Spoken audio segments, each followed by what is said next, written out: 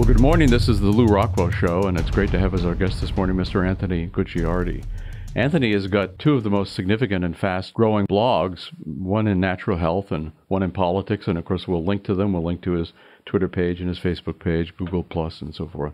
But Anthony, I thought maybe we'll talk about things in both areas this morning. You've written some very, very interesting, done some interesting reporting on the Boston bombing and the aftermath. And of course, like everything that's interesting, it's just disappeared from the media. I mean, like the memo went out, don't talk about this anymore, and it's just gone. But you haven't let that forestall you. So tell us, what don't they want us to know about? Well, yeah. Well, thanks for having me on. I really appreciate it. And yeah, you are a legend in this movement. I'm definitely what you would call a newcomer. But I think what's the most interesting with the Boston bombing thing and everything else as well, really, in this whole entire industry of alternative news is that just asking simple questions that an elementary schooler would ask as well, it's considered a conspiracy theory. For example, I actually I was one of the only people that got him in an interview. I called his cell phone after looking on Google for his records for hours. I found the college guy, the teacher. He was a long-distance running coach at a university in Alabama. And he says that, yeah, there was a drill going on that morning at the coach's tent in the athletes' village. And they had bomb-sniffing dogs, and they were announcing on the loudspeakers that there's a bomb-sniffing squad looking around. We're having a drill for a bomb. Everybody keep calm. It's okay. There's nothing to worry about. And there was, armed officers all over the place with weird, somewhat looked like snipers, I guess, on the roofs and everything like that. And, I just write an article about it at first before I interviewed him, and they said I was crazy and taking his quotes out of context, et cetera, et cetera. So then I get this guy on the phone, and we do about a 5-minute interview, I believe it was, that was recorded. We had some off-the-record chats on what he really thought went down, but he was just a normal guy. I mean, he actually said that he was glad they were doing it for his safety. So he was in no way a conspiracy theorist or even anyone who questioned the government. But he did say that it was so peculiar they were running a drill and then it happened. And what's funny is we're not telling the answers of what's happening. We're asking simple, basic questions that anyone should ask. Yet they're saying, oh, they're conspiracy theorists. They say the FBI did it. I never said anything like that. I just exposed it. And now the video has hundreds of thousands of views across the board on YouTube. Well, it's interesting that, what they call conspiracy theory, even though the government itself, of course, is positing conspiracies. They argue that the Boston bombing was a conspiracy. They argue that 9/11 was a conspiracy. They argue that all these alleged terrorist incidents that they allegedly stop are conspiracies. And, of course, the media shuts you down. And as you said just now, you're insane. I mean, it reminds me of the Soviet Union. If you were a dissident, you weren't just wrong, but you were crazy and needed to be taken to the psychiatric hospital and be injected with all kinds of stuff to cure you. It seems like we're moving along that continuum. Well, and here's the thing, too. I mean, the mainstream media is so controlled by the government. There's no question. I'll give you an example. Anytime you try and have something that the blame goes on the government, they won't cover it. For example, Alastair Stevenson, which was the witness, he told me he was getting calls from NBC, ABC, the whole world, BBC, et cetera. They were just begging him to come on their show to talk about what he saw so that they could talk about, the incident and maybe dismiss the drill and call him crazy or something. But when I got the interview with him, I thought, wow, the mainstream media, they were begging him to do this call. So what I'll do is I'll send out my interview to these mainstream media organizations, and maybe they could use it. I already knew about the mainstream media, but I'm thinking maybe they could still use it. Maybe this could get, the alternative news foot in the door. So I send it out to all these affiliates, some of which I actually know personally because they contacted me for a bunch of bogus stories they want to talk about, and none of them carried it. And I know for a fact that all of these people were calling Alastair, begging him to come on the show in messages, and he just ignored all of them. So the simple reality is that if it doesn't fit their paradigm, their agenda, they're not going to have it on because it incites questions and actual reasoning. So that's just not going to happen. And as for them saying it's a conspiracy theory, they are saying that. Even Bush literally, I believe, used the words conspiracy. But then they blame it on the Muslim extremists or right-wing extremists. As long as it's never blamed on the government, sure, it can be a conspiracy all day long. But once you start questioning the government itself or even the mainstream media propaganda, then it's a whole other ballgame, I think. Professor Yuri Maltsev, who was teaches economics now in this country, but was a Soviet economist before he defected, said to him it was so startling that Of course, in the Soviet Union, the media was entirely connected to the government. And he said, here, the media is entirely connected to the government. The only difference is, he said, in the Soviet Union, none of us believed anything the media said. If they said it was going to rain, we figured it was going to be sunny. He said he was startled to see how many Americans just accept whatever the media line is of the moment, even if it differs from what the media line was the day before yesterday. Well, also consider the fact that the Soviet Union, if the technology of today existed in the Soviet Union, can you imagine how different things would be? And that's what we're experiencing. I mean, obviously, I don't think we're as far gone as a communist state, but I do think that the technology that we have today, such as the smart card in your cell phone, do you really know what that is? It's actually a mini processor, so it's really like a mini computer. You might think it's just a little chip that does nothing, but it's actually a mini computer, and it processes what you do in milliseconds, and it makes sure everything you're doing is acceptable by the cell phone companies. I'm not talking about censorship and screening, although they can implement that and they have certain patents for that. But I'm saying, for example, if you jailbreak your phone or something like that, if you do these things, the microprocessor, which is actually stronger than computers were just a couple decades ago, and that little smart chip, if you know what I'm talking about, it's very, very tiny. And it's processing things at warp speed compared to what we could do just about 10, 15 years ago. And that's in a little tiny chip. I mean, we have RFID technology now with smart guns. They have smart guns that will turn off if you're in a gun-free area, or if you're in a school zone, or if you're in a public building, any of those things. So what we're finding is that the technological grid that we're on is ultimately going to be used as a form of Soviet-style control without all the hype about it. So with the smart guns, for example, they could say, and they're already doing it a little bit, and I kind of wrote about this, and you've been talking about this before. Instead of saying, hey, we're going to get rid of the Second Amendment and weapons, they're just going to say, hey, you can have all the guns you want. They just have to be smart guns. And they're going to be in the United States within the next 10 to 11 months now. It was a year when I wrote about it, but 10 to 11 months, you're going to have smart guns in this country. And Congress is also already talking about legislation geared towards making smart guns mandatory for certain individuals and perhaps across the board. How about making it mandatory for the police and the soldiers and saying they can't shoot civilians? Right. And can you imagine, though, also the implications, though, if we had military and police with these smart guns, and then we had someone who's an anonymous hacker come in and take over the smart guns? It's not hard. I mean, you can control a drone with your cell phone. But imagine someone hacking these smart guns. And imagine the Chinese, if we use smart guns for the military, which could happen. Imagine if the Chinese came over and hacked the smart guns and disabled them. Because with one push of a button using some type of Wi-Fi or 4G network, you can disable all of the smart guns if you're the manufacturer and you have the codes for it. So if the Chinese were able to infiltrate it, which I don't believe is going to be that difficult if that is the case, they could immediately shut down all of the weapons in the United States military or the police force or whatever and just wreak general havoc, or even the general public, or the government could do it. So you can see how it could get very wrong very quick. Well, it's interesting. I would argue that the U.S. threatens the Chinese, not vice versa. We don't have to worry about the Chinese coming over here. It's the U.S. is over in their backyard. They're not over here. And I must say, I worry about what the government does to us. Of course, there's the empire. They're killing all kinds of people overseas all the time. We don't actually have to worry about a Soviet system. I don't think communism or even full-blown socialism, if we want to make that kind of differentiation that the neocons do, was any threat to it. It's fascism. I mean, it's the combination of big government, big business, and, of course, a police state operating against Americans. And we certainly see this in another area of interest to you, food and nutrition. I mean, look at what they're doing to raw milk farmers, for example, and SWAT teams. And why don't you talk to us about that for a little bit? Sure. So I think it's very interesting that Michael Taylor, the former VP, former major lawyer from Monsanto, was then promoted to the head of the FDA, now still a high-ranking individual within the FDA. And he still has ties to Monsanto, of course, worked with them for an extensive time, super high up in there. The company that made Agent Orange, which killed hundreds of thousands and led to over 500,000 birth defects, DDT, the list goes on. GMOs are just a new creation under their list of things to be exposed. But yeah, so they get Michael Taylor in there at the FDA, and people who didn't know that he works for Monsanto and has ties to them were saying, well, good, maybe Michael Taylor, this new guy, will start cracking down on certain safety issues. Maybe he'll even start cracking down on GMOs, or maybe he'll start cracking down on food additives and stuff, like, yeah, right. But then he goes, and what's the thing he does that makes the headlines? He goes after an organic peanut butter factory because it had like few cases of salmonella apparently.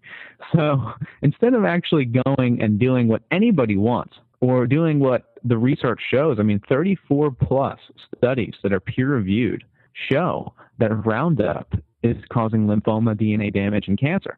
And more than that, there's a whole list of ailments. You can find it on the National Library of Medicine. It's very prestigious. And, I think a lot of studies are bogus, but those are the ones that aren't funded by Monsanto. So the fact is that Michael Taylor and these FDA guys, they know that Big Brother doesn't want them, and they are Big Brother in a sense, to go and crack down on the real issues. So what do? They do distractionary garbage and put it in the media that, organic peanut butter, you better watch out for that stuff. Raw milk is even worse. They'll jail you for selling raw milk. They'll jail you for even saying that it has health benefits. And one other thing I would know as well is because I worked with somebody named Dr. Edward Group on creating a supplement. And it was one of the hardest things that I've ever had to do because it's simple. It's a turmeric supplement. It's not that, crazy. It's a tincture, and we enjoyed it. And we said, hey, why don't we, get this out there? Because we were making test batches. And we found out that not only did we have to hire one of the best lawyers because of what we're saying is so controversial, it's so real, so truthful, that the government immediately attempts to crack down on people that are telling the truth. And if you're selling a supplement, you are basically waiting to get blown up by the legal system that is founded upon, garbage and fakery. So we hired this lawyer, spent a lot of money, got everything done, and then we realized right before we were about to go ahead and sell and ship and everything like that, that there was one word. It said benefit. There was a word of benefit, a health benefit. And the lawyer said, new FDA regulation, we got to get rid of that. So we had to rip off all the labels and change everything and get rid of this word benefit. And it's so unbelievable because you see the drug ads may help with blah, blah, blah, blah. They say you could live a new life. Lipozene helps you lose weight fast. And then at the end, it has that disclaimer, may cause sudden death and ruin your life. But with natural health supplements that have been used for thousands and thousands of years, literally, we can't even say that it has certain health benefits. All we have to say on the label now, we just say what it is. We don't even imply anything or any of it because it could be seized by the FDA, and I could go to jail for 20 years for selling something that has literally been used for thousands of years. Well, it's a good lesson about just regulation in general. The first federal regulatory agency, the Interstate Commerce Commission, set up in the 19th century at the behest of the big railroads in order to achieve their purposes. The FDA was set up at the behest of big food companies and the early pharmaceutical companies. These agencies were established to do exactly what they're doing. It's all these regulatory agencies. So if you examine the FDA and you look at the various boards of physicians that determine whether a drug should be legal or illegal or allowed for certain uses or whatever, they're all of them paid by the pharmaceutical companies, typically the pharmaceutical company producing the drug that they're ruling on. And they're paid very significant amounts of money. And of course, this is not covered in the media. It's not ever mentioned. But it's why you can't ever trust or look for anything good from any of these agencies. They're always going to take the side of the Monsantos as versus the people who are being hurt. And what's funny is if anyone thinks that what you just said is a conspiracy theory or wrong, yeah. Even the FDA admits. It's all in the news. People just don't care. Even the FDA said that around a third of all the drug research is likely to be faked. They said, yeah, it's a big issue. And that just look up, 1/3 of drug research fake or whatever. Then they had another report saying that, placebos for the last 60 years might actually not have been placebos, and they might have been certain pills that trigger problems with diabetics and everything like that. So they were saying that the placebo effect, we already know a little bit about that, but the point is that the placebos weren't even placebos. They were actually pills with certain ingredients inside that would trigger responses that the drug companies would use to say, hey, it's better than a placebo because the placebo would make you sick or whatever. It wouldn't do work as effectively. So there's so much just scammery, if that's a word, I'm going to make it up, going on right now inside of the drug cartels. And then we also have, the big banks going in and funding the illegal drug trade. So we have a government system that is funding the legal, which is worse and kills more than heroin and cocaine combined, and the illegal drug trade, such as NBC just admitted recently that the big banks were funding Mexican drug cartels with billions of dollars to bring in drugs inside the United States. And that NBC article, I'm looking at it right now, it has like 11 shares on Facebook. So no one really cares. It's amazing that the general public and alternative news media is growing rapidly. And you have a ton of listeners on this show and everything like that. But the general public who reads NBC News, they click on this article and they share it, 11 times? That's unbelievable. Yeah. It's true. If we just look at the medical care system in general, I think it was Ivan Illich who coined some years ago the word iatrogenesis for physician-caused illness and death. And as you say, how dangerous are hospitals? How dangerous are these pharmaceuticals? How dangerous is the medical system? And what's it going to be like, of course, under Obamacare, which, so far as I can tell, is going to have you having a 3-minute consultation with a doctor and get 7 prescriptions. And of course, it was written by the pharmaceutical industry and the insurance industry, Obamacare. It's not socialist, it's fascist. And they're about to impose it on us. So how important is it that people look out for their own health, be independent of the system, and thank goodness that's still legal. Thank goodness we're still allowed to do that. Well, let's just bust Obamacare right now. I mean, we can talk about how the health insurance companies wrote it and all that kind of stuff, but people don't seem to respond to that because they still say that, well, it doesn't matter because everyone needs health care and it's a fundamental human right. Well, consider this for a moment. It's actually not health care, it's death care, it's sick care. What you're doing is you're giving taxpayer dollars for people to go in and get chemotherapy and radiation for their cancer, which is killing them. Plain and simple. Look at these numbers as well. And I want to segue into this. I think it's hilarious that the mainstream media determines what we're afraid of. For example, the mainstream media doesn't talk about how dangerous hands are and feet, or it doesn't talk about how dangerous clubs and hammers are. What does it talk about? It talks about, Sandy Hook and how mass shootings, which only kill 34 people a year, as the Department of Justice released a memo and said, hey, only 34 people per year die from mass shootings, officers, so please stop spending so much time investigating them because real homicides and rapes are going on inner city that you're not paying attention to. But anyway, so they say that, we got to get rid of these rifles. What does Pierce Morgan say? What was the weapon used in that mass shooting to every single one of his guests, right? Well, if we look at the numbers, only 348 people die from rifles, but compare that to stroke deaths, which are 129,476, Alzheimer's disease, all this is preventable, 83,494, diabetes, the most preventable, 69,000, influenza deaths, 50,000, cancer deaths, here's a big one, 474,000. Heart disease, 497,000 people per year are dying in the United States from heart disease. So 500,000 from cancer, 500,000 from heart disease, 70K almost from diabetes. Yet we have the mainstream media saying, no. Don't worry about that. Don't worry about the 780,000+ that die from medical mistakes and pharmaceutical reactions. Don't worry about that. You need to worry about the 348 people that die per year from rifles, because that is the most important thing.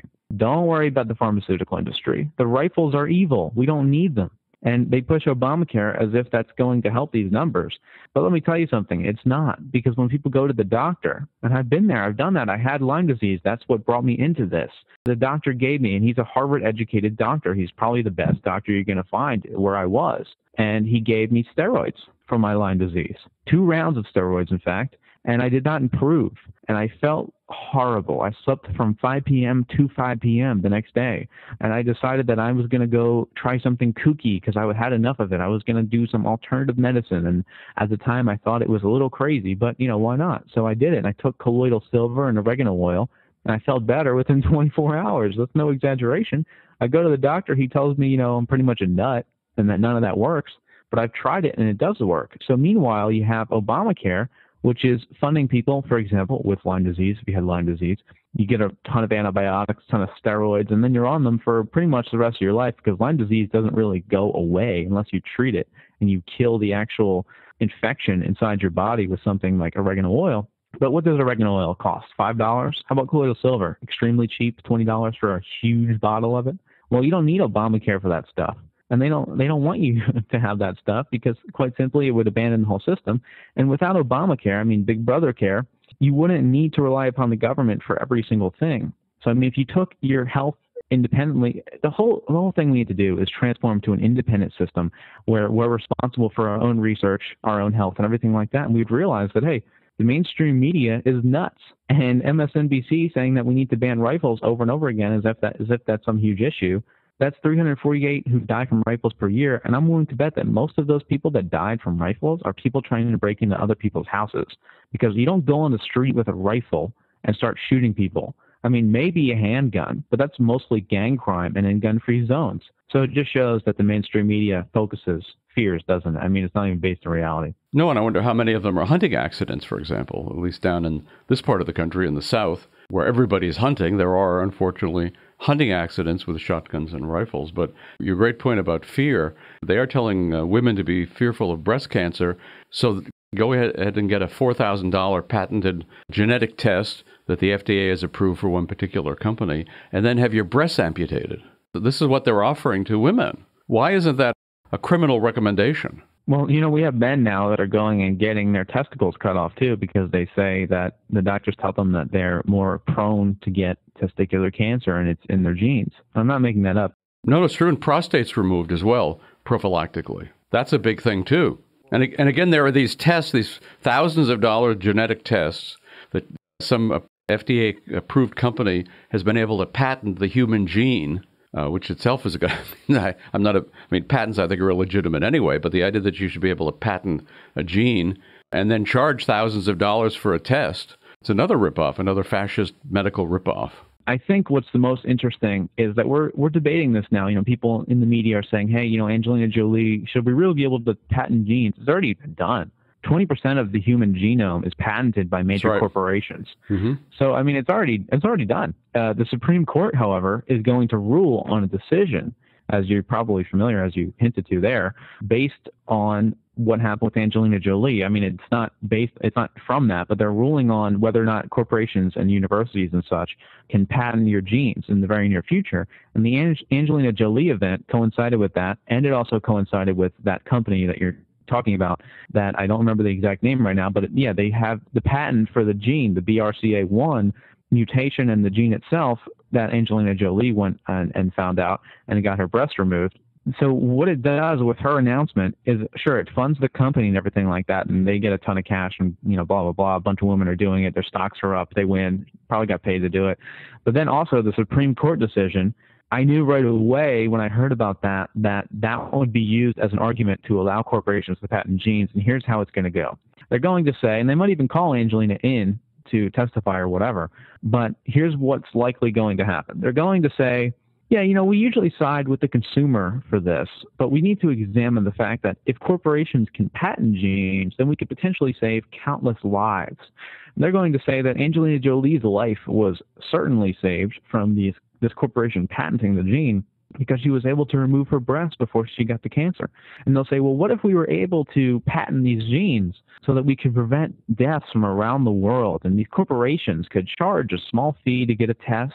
And then what could happen is even before birth, you could get your child genetically tested to see if they, tested positive for any of these certain genes. And, well, hey, if you don't want it, then just abort it. Or, hey, how about get a designer baby? They go in and actually change the genetic makeup of the baby. Now, it might not get that specific, but I've already read articles in the Huffington Post that say that Angelina Jolie is setting a trend, and then we need to patent all genes so that everybody can go and get their genes tested to see if they're predisposed to certain diseases so they can stop them before they get them. And the whole concept is completely flawed, as we know from a Norwegian study that showed that you can actually change the expression of your genes based on what you eat. That's not humbo jumbo. That's not thoughts and everything like that. We're talking about literally eating antioxidants that change the way your genes are expressed to the point where even if you have a gene that's predisposing you to inflammation, for example, if you're eating a larger number of antioxidants in your diet, well, then that inflammation will be decreased or non-existent at all. So you can change what goes on. It's just the whole system, though. The whole mindset of I got to cut my breast off before I get cancer because I'm predisposed to it is the same exact system we see with the government, just relying on the easiest cop-out way, taking no responsibility, not doing any research, not doing anything, listening to the mainstream media, just doing nothing, just relying on Big Brother to help you out. And that's what this is all about as well. Well, I think, as to the Supreme Court, my view is if you're not evil, you don't get appointed to the Supreme Court. So we can expect nothing but bad stuff from the Supreme Court. Well, look at Clarence Thomas. Well, look at Clarence Thomas. He's a former Monsanto employee, still has ties to them, votes pro-Monsanto every single time, doesn't sit off the bench as he should. Look at that. That's just proof right there. Isn't he the great conservative? And because a pal of Cheney's and big factor in, not that I'm a fan of Al Gore, because I'm not, but I think in the theft of the election from Gore to Bush. Yeah, these guys are all partisans, and they're all bad, and they all represent certain interests. You don't get appointed. Members of the Supreme Court don't drop in from heaven. They represent certain interests, and they're appointed for those reasons because they will vote the right way, whether by Bush or Carter or Clinton or Obama or any of the rest of these guys. You know, all these things are, again, why it's so necessary, as you point out. People have to be independent. They have to think independently. They have to treat themselves independently, eat independently, and take their own health care, and then it is health care, of course, into their own hands and not be part of the system.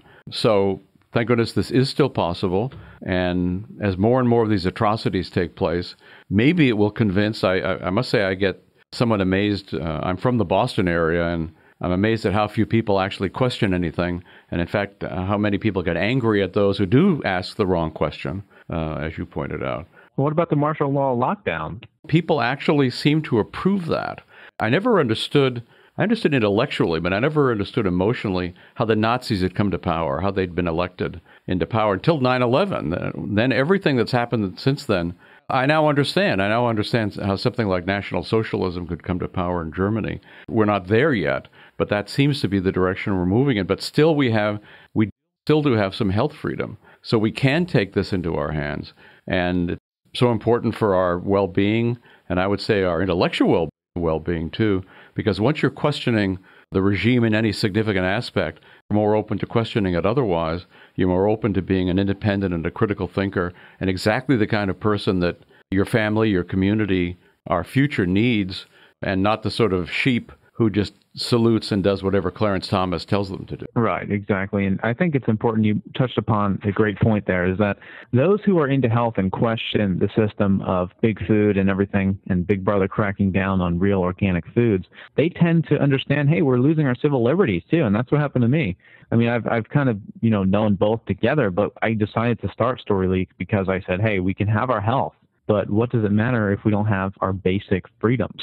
I mean, what does it matter if we can eat organic apples when we can't go outside in, a non-free speech zone, So, I mean, it definitely comes together, and you see that. So we're waking up people from all different areas. For example, a small health food blog might end up turning someone on to the Second Amendment, as weird as that sounds. It's all together. There's no real separation. The only separation is mentally. So, for example, we have people, and this is why I started a new site. I started a site about the Second Amendment and political site from my natural health site, which is now the third largest natural health site in the world based on what statistics you look at. But what I tried to do was I tried to post on my natural health site stuff about the Second Amendment and civil liberties. And I said, hey, there's really not that much of a difference.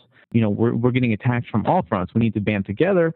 And I got viciously attacked from like 90% of the readers because sadly, they don't really understand it's all together. But slowly, people are doing a good job of showing these different organizations, these different demographics, that they're all fighting for the same thing. And I saw this, actually. I went to the March Against Monsanto. I was traveling. I'm in Austin right now. But I was in Philadelphia.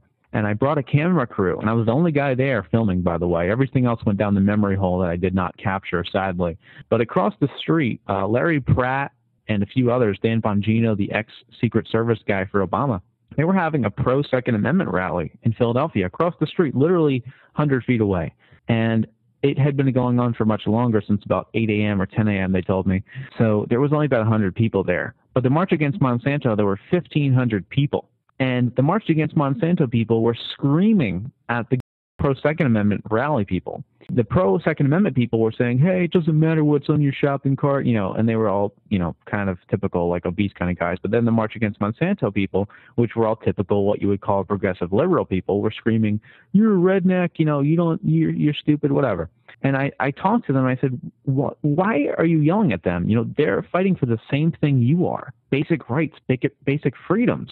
And some of them started to say, well, actually, yeah, that kind of makes a lot of sense. Because it's like they're trained to hate each other because the mainstream media says, oh, the conservatives don't like you, and oh, the liberals don't like you. I know it's fundamental for most of your audience, but this is a real example of what happens on a daily basis and why nothing can get done. In the video, I said this is why we can't have nice things, because it's true. I mean, the pro-Second Amendment people were screaming at the March Against Monsanto people, And also, interesting fact, the March Against Monsanto, which over 1,000 people marched down the most busy street in Philadelphia, not only was there no media coverage, but there was only 2 cops that led it, while the gun rally had 8 officers who are heavily armed on bikes standing there staring at them.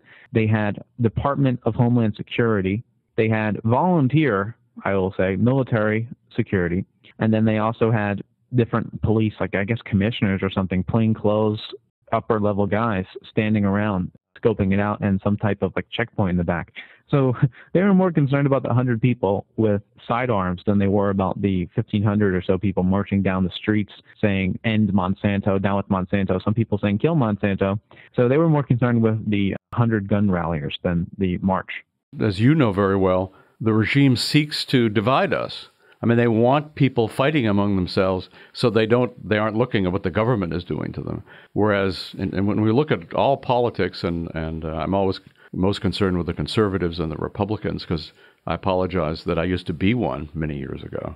But they never talk about the government. I mean, the only, and this is, I would argue the same thing for the decent people on the left who don't like the Fed, don't like the FDA, don't like other aspects of the regime. The only question that counts is, when is state violence acceptable? When is it acceptable for the state to initiate violence, that is, to use violence or the threat of violence against the innocent in order to achieve its goals? Now, of course, as an anarchist, I would say it's never legitimate. But the issue of what the state can do when it can put a gun to your head and put you in jail for X, never discussed among the Republicans, never discussed among the conservatives. It's always whether, the flag should be burned, or the IRS is not giving some group their tax exemption, or things that are entirely peripheral to the only issue that counts: state violence and state threats of violence. You always have to keep our eye on that ball, because if you don't, next thing you know, the SWAT team's coming in and arresting the raw milk farmer. People, again, don't stop to say, well, wait a minute, why is it okay to treat this guy as if he were a mugger or a bank robber or a burglar? He's just engaging in peaceful acts. So they don't want us thinking about those kinds of things. They want us, you're exactly right, they want the Monsanto guys hating the Second Amendment people, and vice versa. They want all kinds of class and racial and ethnic and gender and other kinds of divisions in society, people focusing on that sort of thing, not on what the government is doing. So thanks, Anthony Gucciardi, so much for what you're doing, both in your natural health site, and of course we're going to link to naturalsociety.com, your political site, storyleak.com, and keep asking those questions in Boston and other places that they don't want you to ask, and keep promoting our health freedom. And thanks so much for coming on the show today. I really appreciate you having me on. You have a great show here, so thanks a lot for what you do, and keep on doing it. Thanks, Anthony. Bye-bye. Bye-bye. Well, thanks so much for listening to the Lew Rockwell Show today. Take a look at all the podcasts. There have been hundreds of them. There's a link on the upper right-hand corner of the LRC front page. Thank you.